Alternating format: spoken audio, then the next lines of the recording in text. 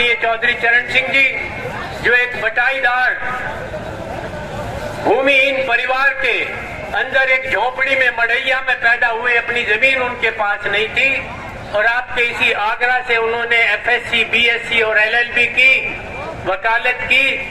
उत्तर प्रदेश विधानसभा में चुने गए, सन 52 से लगातार मंत्री रहे, 3 बार उत्तर प्रदेश के मुख्यमंत्री रहे, 67 में, 69 में और 70 में, और उसके बाद भारत के प्रधानमंत्री और उससे पहले गृह मंत्री, वित्त मंत्री और प्रधानमंत्री रहे। जब वो आगरा कॉलेज में पढ़ते थे, बहुत लोगों को ये बात मालूम नहीं है, उस समय उन्होंने एक अपने दलित साथी के हाथ से रोटी खाई तो उनका बहिष्कार हो गया और उसी समय चौधरी साहब ने संकल्प कर लिया था, चाहे वो गाजियाबाद में रहे हों अथवा मेरठ में रहे हों अथवा लखनऊ में रहे हों या बाद में दिल्ली में, आजीवन उन्होंने अपना रसोईया घर में बताकर दलित रखा हुआ था। इस तरह की प्रतिबद्धता के वो लोग थे। तीसरे उसी कड़ी में माननीय काशीराम जी, जिनका जन्म हुआ 1934 में, वो जो वासगढ़ गांव है उनका रोपड़ जिले में, मैं उसमें 9 या 10 बार गया हूं। जिस तरह की परिस्थितियों में पैदा हुए और आज वो भारत के वैज्ञानिकों में उनकी गणना होती, क्योंकि जो पूना की हमारे रक्षा मंत्रालय की प्रयोगशाला है उसमें वो वैज्ञानिक के तौर पर तैनात थे, पर उन्होंने दलितों का वो दुख देख रखा था और सरकार की इतनी बड़ी नौकरी को लात मारकर सार्वजनिक जीवन में आए और फिर DS4 और पामसेप और बहुजन समाज पार्टी की स्थापना की। मेरा उनसे बहुत निकट का संपर्क था। मुझे याद है 1989 में, जब 1987 में, बल्कि 1987 में श्री विश्वनाथ प्रताप सिंह जी ने राजीव मंत्रिमंडल से इस्तीफा दिया और उसके बाद 1988 में इलाहाबाद का चुनाव उनको लड़ना था, तो मेरे एक साथी पत्रकार संतोष भारतीय, ये चौथी दुनिया नामक अखबार के एडिटर होते थे, उन्होंने कहा कि माननीय काशीराम जी से बात करानी है विश्वनाथ प्रताप सिंह जी।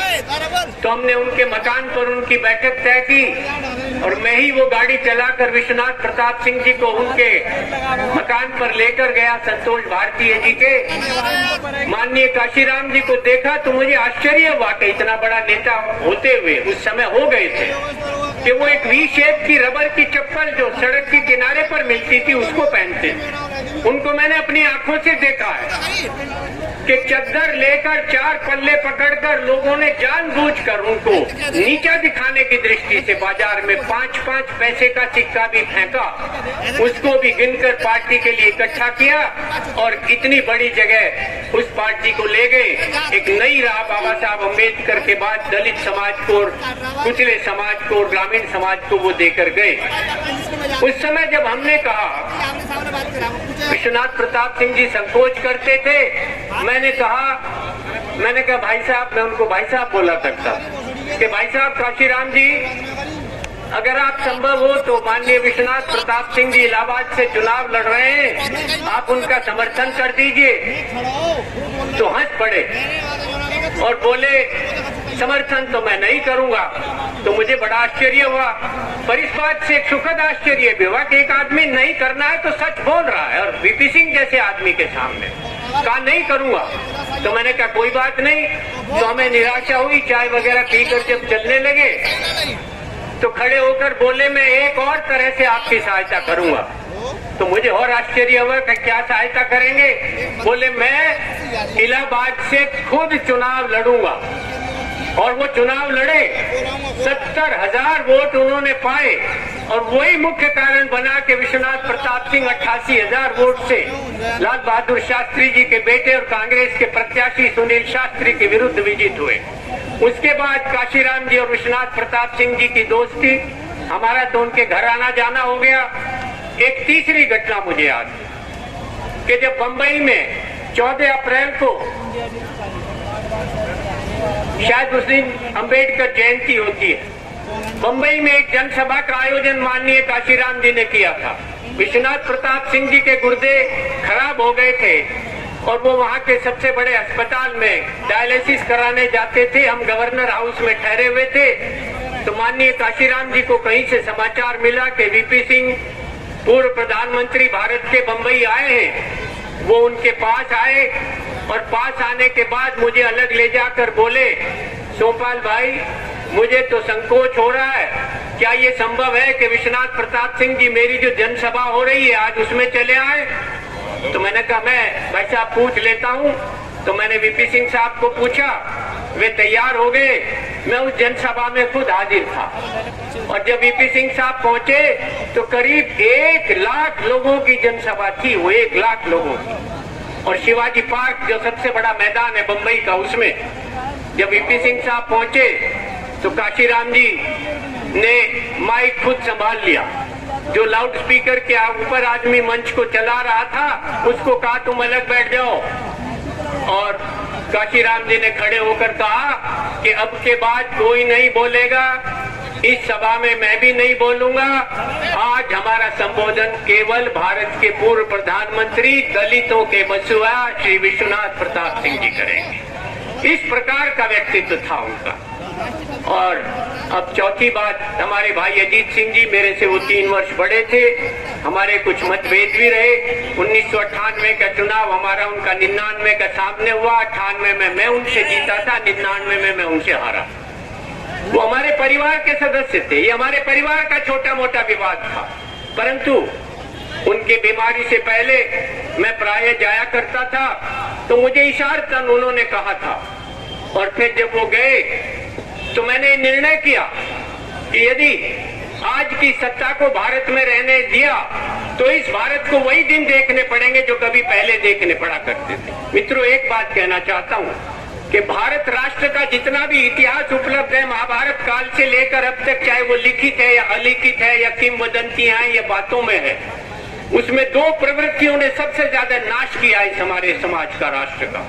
एक तो जाति और धर्म के विरोध ने और विभाजनकारी प्रवृत्ति ने, और दूसरे अंधविश्वास जनित अकर्मण्यता से। मैं अर्थशास्त्र का विद्यार्थी रहा हूं दिल्ली विश्वविद्यालय में। जितने ब्रिटिश अर्थशास्त्री थे सबने उन पुस्तकों में लिखा है कि हिंदुस्तान की तरक्की का सबसे बड़ी रुकावट है उनके लोगों का अंधविश्वासी होना और कर्म से विमुख होना।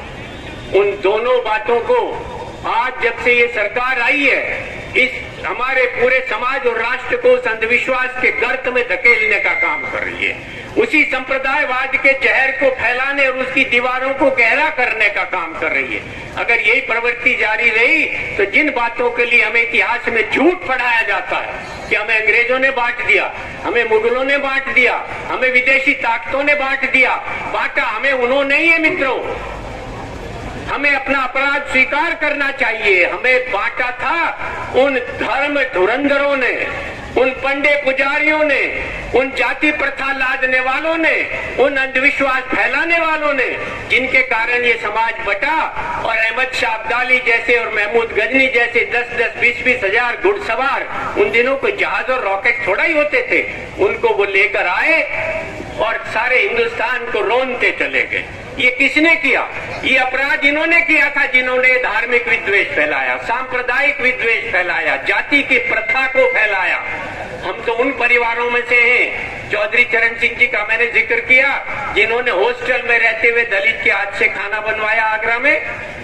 जब लखनऊ और दिल्ली रहे तो दलित रसोईया रखा। मेरे पिता रघुवीर सिंह शास्त्री जो आर्य समाज के शीर्षस्थ नेता थे, बागपत से एमपी भी रहे और गुरुकुल कांगड़ी विश्वविद्यालय के कुलपति रहे 9 साल तक। उन्होंने 23 वर्ष अपना रसोईया दलित रखा था। मेरी माता गंगा देवी 1992 में उनका 76 साल की आयु में निधन हुआ।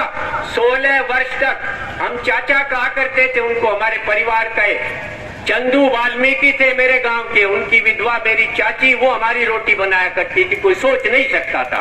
हमने इन परिवारों ने उन मूल्यों के सहारे जीवन जिया, यूं ही बकवास नहीं करते फिरते। ये चौधरी चरण सिंह जी का परिवार, ये अम्बेडकर जी की शिक्षा, ये मेरे पिता और हमारे जैसे लोगों के संस्कार, इन लोगों को लेकर जब तक आप इसको अपदस्थ नहीं करेंगे। और वर्तमान राजनीतिक परिस्थिति की बात देख लीजिए। 2014 के चुनाव में ले जाना चाहता हूँ।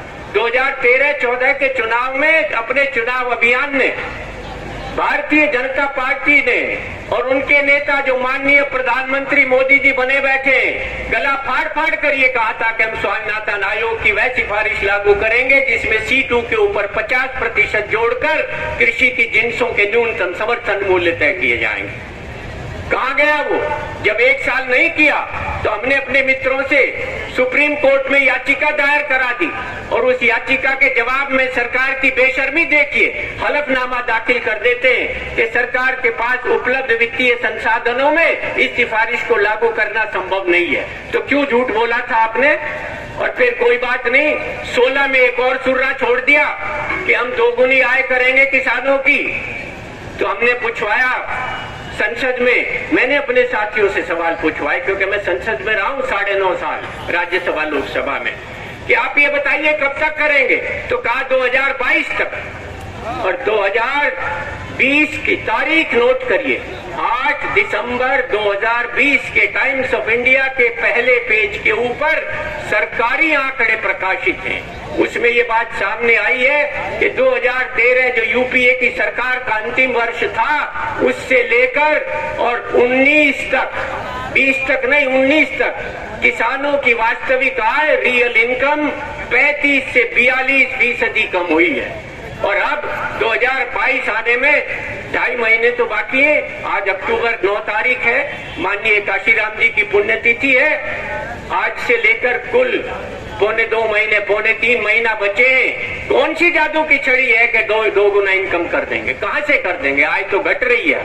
हाँ, एक बात संभव है कि जितनी आय 2013 में थी, 20-21 में उसकी आधी हो जाए और अगली 5 साल में उसको वहां पहुंचा दे जहां 13 में है, और मोदी जी फिर एक झूठा दावा कर देंगे कि हमने तो आज 2020 से 21 से लेके और 26 तक, 25 तक आज दोगुनी कर दी। इस तरह की जादूगरी ये करते हैं। माँ गला फाड़ फाड़ कर कहते थे, मित्रों, साथियों, देवियों, सज्जनों, डीजल 30 रुपए मिलना चाहिए कि नहीं मिलना चाहिए?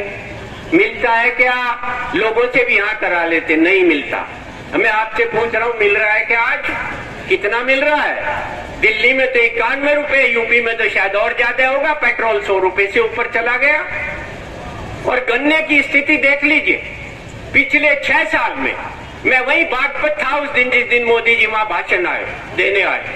बागपत में, मोदी नगर में, मुजफ्फरनगर में सार्वजनिक सभाओं में लाखों की ये कहा था कि हम आए तो गन्ने का भाव 400 रुपया तय करेंगे। पिछले 6 साल में 10 रुपए बढ़ाए। अब अगले साल चुनाव आने वाला है, 325 का 50 कर दिया। 2017 के विधानसभा चुनाव में मुझे याद है कि जब वो बड़ौद और इन इलाकों में आए थे, शामली, ये कहकर गए थे कि हमें उत्तर प्रदेश में सत्ता दीजिए, जिस दिन लखनऊ में शपथ ग्रहण समारोह होगा उसके 14 दिन के अंदर आपका सारा भुगतान किया जाएगा। उस समय मित्रों 8,000 करोड़ रुपया बकाया था यूपी में मिलों के ऊपर। उसके अगली साल बढ़कर हो गया 10,000 करोड़। उसके बाद 19 में हो गया 13,000 करोड़ और 20 में पहुंचा 19,000 करोड़ रुपया तक। और इस वर्ष भी 13,000 करोड़ पहुंचा। और अभी 4 दिन पहले मैंने सरकारी आंकड़े देखे लखनऊ से, 5,600 करोड़ पिछले साल का भुगतान आज तक बाकी है। तो न दाम बढ़ाए न आप भुगतान कर रहे हैं। साल भर की जो फसल है उसको देने के फिर साल भर तक पेमेंट नहीं मिले, 2 साल किसान कैसे काम चलाएगा? 1,200 रुपए उसके घर का बिल है मिनिमम, 1,200 उसके घेर का बिल है, 2,400 रुपए उसके ट्यूबवेल का है, 1,000 रुपए का सिलेंडर है, तो 60,000 रुपए तो यही चले गए। 1 बीघा खेत में 3 बोगी 3.5 बोगी गन्ना पैदा होता है। अगर आप 325 के रेट से लगा लें, 17 या 18 क्विंटल एक बोगी में आता है, 18 से ऊपर तो तोलता नहीं है मिल, तो कितना 60,000 रुपए का सारा गन्ना हुआ। 16,000 का एक, 16 या 17,000 का 1 बीघा में तो 80,000 रुपया एकड़ हुआ। तो हमारे बागपत जैसे इलाके में जहाँ 1 और 2 एकड़ के किसान है, 90% साल भर में उनका 1,60,000 का तो सारा सामान्य हुआ। उसमें से 60% उसके ऊपर खर्चा चला गया था, तो बचा कितना? 65,000 रुपए। और 65 में ये चले गए तो बच्चे की फीस कहाँ से देंगे, दवा कहाँ से लाएंगे, खाना कहाँ से खाएंगे, दूध कहाँ से लाएंगे, कपड़े कहाँ से लाएंगे, कैसे गुजर चलती है? तो ये सब बातें, इस तरह की बातें करके बरगलाना।